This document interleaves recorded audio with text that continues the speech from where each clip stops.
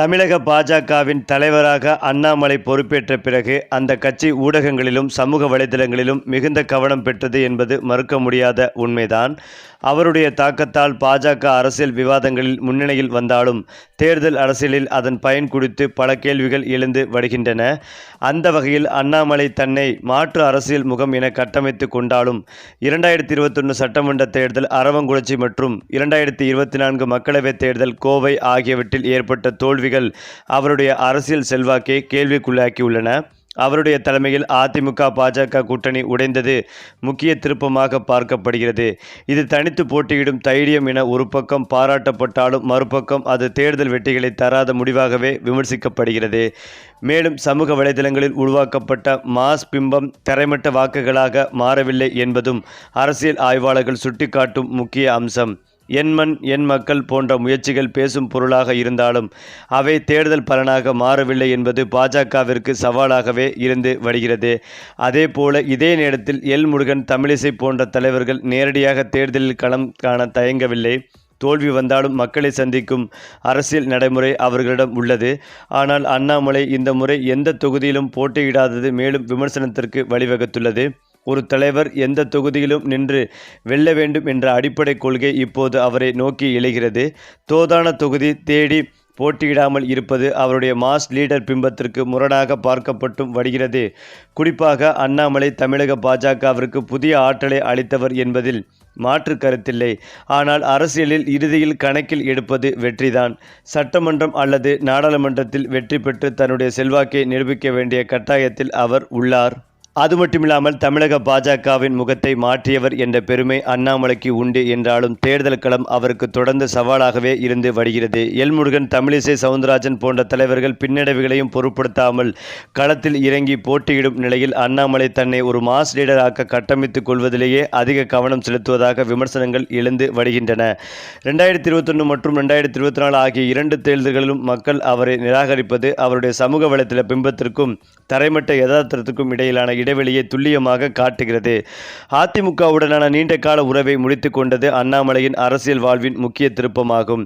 எடப்பாடி பழனிசாமி போன்ற அனுபவம் வாய்ந்த தலைவர்களுடன் மோதி தன்னை அவர்களுக்கு இணையானவராக காட்டிக்கொள்ள அவர் எடுத்த முயற்சிகள் கட்சியை தனித்து நிற்க செய்ததே தவிர வெற்றிகளை பெற்று தரவில்லை. கூட்டணி அரசியலை விட தனித்து நின்று வாக்கு சதவீதத்தை உயர்த்துவதே வெற்றி என்று அவருடைய வாதம் ஒரு குறிப்பிட்ட எல்லையை தாண்டி பாஜகவால் வளர முடியவில்லை என்ற உண்மையை பிரதிபலிக்கிறது. ஒரு போர் வீரன் எத்தகைய கடினமான களத்திலும் நிற்க துணிய வேண்டும் என்பதில் மாற்று கருத்து இருக்க முடியாது. இந்த சூழ்நிலையில் இன்னொரு தகவலும் பரவி வருகிறது. அதில் அண்ணாமலை இந்த தேர்தலில் போட்டியிடுவார் என எதிர்பார்க்கப்பட்ட நிலையில் அவருக்கு பாஜக மேலிடம் அவர் கேட்ட சீட்டை வழங்கவில்லை. அதாவது கோவை வடக்கு, கவுண்டம்பாளையம் ஆகிய தொகுதிகளை கேட்டிருந்தார். ஆனால் கோவை வடக்கு தொகுதியில் வானதி சீனிவாசன் போட்டியிடும் நிலையில் கவுண்டம்பாளையம் தொகுதியை அதிமுக பாஜகவிற்கு கொடுக்கவில்லை. இதனால் அண்ணாமலை தேர்தலில் போட்டியிட விரும்பவில்லை என பாஜக மேலிடத்திற்கு கடிதம் எழுதினார். தொடர்ந்து பாஜக வேட்பாளர்களுக்கு பரப்புரை மேற்கொள்வதாக கூறியிருந்தார். அதே நேரத்தில் மத்திய இணையமைச்சர் முருகன் தேசிய அரசிலிருந்து நேரடியாக தமிழக அரசுகளுக்கு வரவுள்ளார். அதாவது இந்த முறை அவிநாசி தொகுதியில் முருகன் போட்டியிட உள்ளார். அதிமுக கோட்டையாக இருக்கும் அவிநாசியை இந்த முறை பாஜக போட்டியிடுகிறது. ஏனென்றால் நட்சத்திர வேட்பாளரை களமிடிக்கதால் தான் அதிமுக இந்த முறை அவிநாசி தொகுதியை பாஜகவிற்கு கொடுத்தது. இதனால் முருகன் ஜெயிக்க வேண்டிய கட்டாயத்தில் இருக்கிறார். பாஜக மேலிடம் அவரை மாநில அரசுக்கு திரும்பும்படி அழுத்தம் கொடுத்தும் வருகிறது. எனவே முருகன் அவிநாசி தொகுதியில் வெற்றி பெற்றால் அவரின் மத்திய இணையமைச்சர் பதவிகளையும் மாநிலங்களவை எம்பி பதவிகளையும் ராஜினாமா செய்ய வேண்டியிருக்கும். இதனால் அவர் தன்னுடைய ராஜினாமா பதவி காலியாக இருக்கும். அப்படி முருகன் மாநிலங்களவை எம்பி பதவியை ராஜினாமா செய்யும் பட்சத்தில் அவருடைய மத்திய இணையமைச்சர் பதவியும் காலியாகும். இதனால் முருகன் சட்டமன்ற தேர்தலில் வெற்றி பெற்றால் அவரின் மத்திய இணையமைச்சர் மற்றும் எம்பி பதவியை அண்ணாமலை குறிவைப்பதாக பாஜக வட்டாரத்தில் கூறப்படுகிறது. தமிழ்நாடு கீழ் காலியாக ராஜ்யசபா சீட்டை அப்படியே பாஜக மேலிடத்தம் கேட்டு அப்படியே நாடாளுமன்றத்திற்குள் நுழைந்து விடலாம் என அண்ணாமலை திட்டம் போடுவதாக அரசியல் வட்டாரத்தில் கூறப்படுகிறது. மேலும் முருகன் வகித்த அதே இலாக்காவைத்தான் அண்ணாமலை குறிவைத்திருப்பதாக பாஜக வட்டாரத்திலும் பேசப்படுகிறது.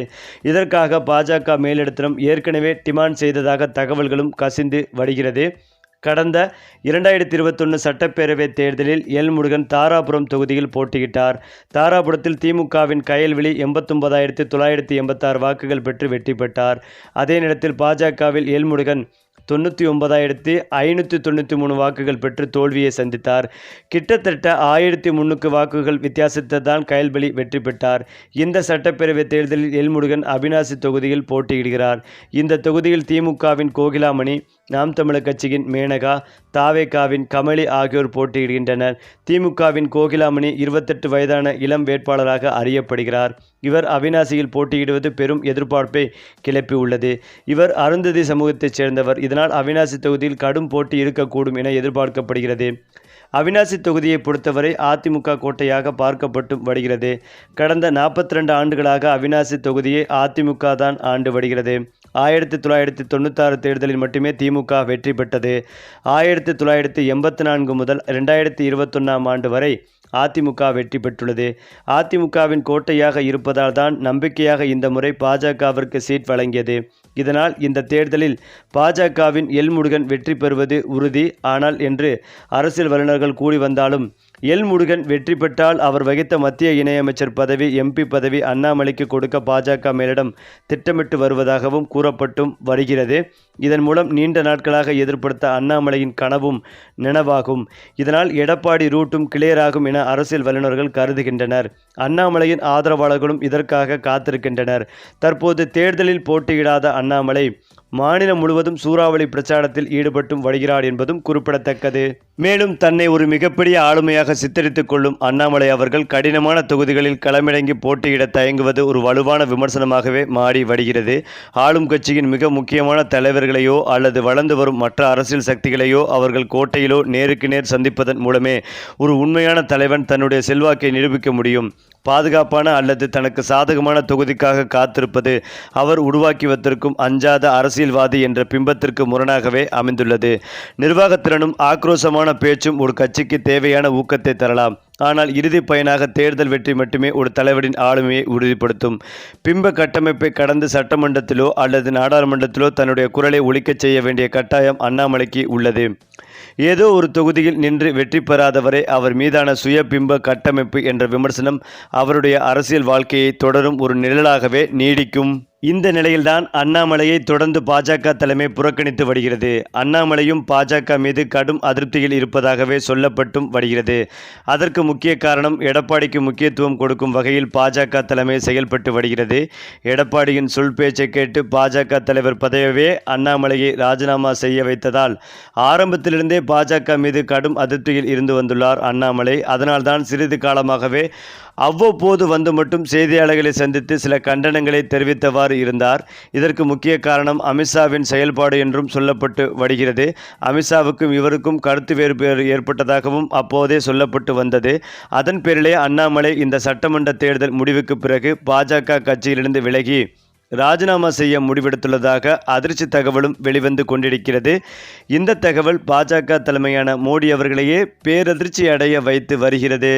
சரி, இப்போ நீங்கள் சொல்லுங்கள், தேர்தலுக்கு பிறகு ராஜினாமா செய்யும் அண்ணாமலை பற்றிய உங்களுடைய கருத்துக்களையும் உங்கள் கமெண்ட்டில் சொல்லுங்கள். மேலும் இந்த வீடியோ உங்களுக்கு பிடித்திருந்தால் லைக் பண்ணுங்கள், ஷேர் பண்ணுங்கள், மறக்காமல் நம்முடைய சேனலை சப்ஸ்கிரைப் பண்ணிக்கங்க.